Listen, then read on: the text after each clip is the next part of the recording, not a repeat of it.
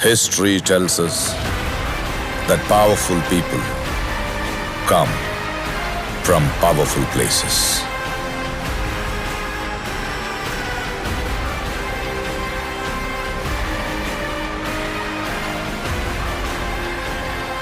History was wrong. Powerful people make places powerful.